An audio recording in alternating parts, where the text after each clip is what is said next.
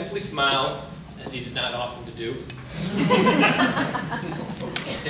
And he encouraged me to stick with it, as long as I continued to love doing what I was doing. I gladly followed my dad's advice, and it turns out I returned to the Gulf 2 more times, 1993-94, and again in 2002 and 2003. 2002 and 2003 was obviously the most exciting of the two, as the beginning of the Iraq War occurred while I was over there. That was a 10-month deployment, 10 months away from Ellen and the children. In 2002, I reported to the USS Abraham Lincoln as a geographic bachelor. Ellen and I decided that it would be best for the family if I went out to Everett, Washington, where the ship was home ported, by myself, to reduce the number of moves our now teenage or approaching teenage children would have to experience. They stayed in Alexandria, Virginia, and I went to the West Coast. On my way to the ship, I stopped in Minnesota and picked up my father-in-law for his company for the remainder of our trip out west. Seeing how he was a former carrier sailor, I thought he would enjoy the experience of seeing one of our nation's premier nuclear carriers. I think he felt as though he had won the damn lottery.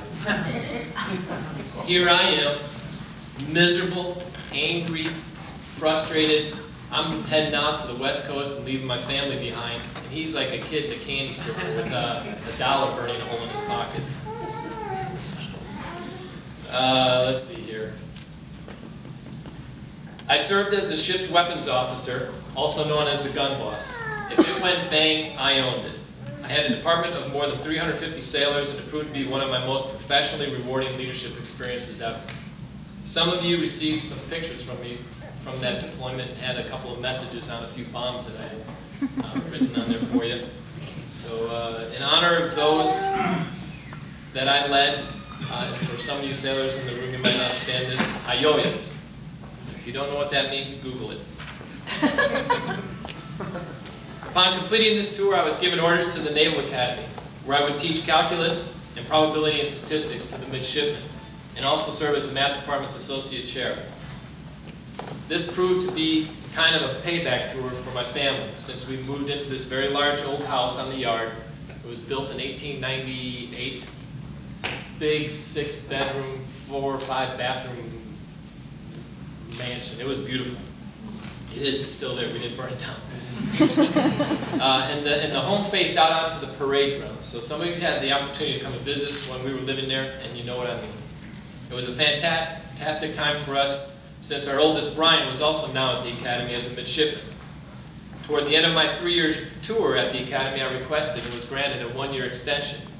This would be great, since it would allow us to be at the Academy when Brian graduated. We could spend all 4 years together as a family and enjoy all of the graduation festivities. Life was good. But there was still this war with Iraq, and the Army was in desperate need of electronic warfare officers.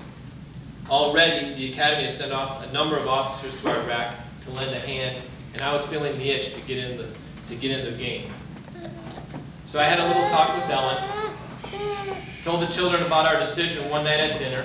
They weren't too happy, actually. And the next day I went to my office and volunteered for the next opportunity to serve with the Army in Iraq. For my 4th and final, I prayed, time, I would return to the Gulf. But this time it would be shore-based. It was quite an amazing experience seeing the fighting from this perspective. I truly gained a much greater appreciation for the Army and for what they do. This is definitely one of the most rewarding jobs that I ever had. And basically, I was responsible for getting all of the jammers, the radio-controlled jammers, on the Army's vehicles within my division, so that when they went outside the wire on a mission, they would be less vulnerable to the radio-controlled IEDs.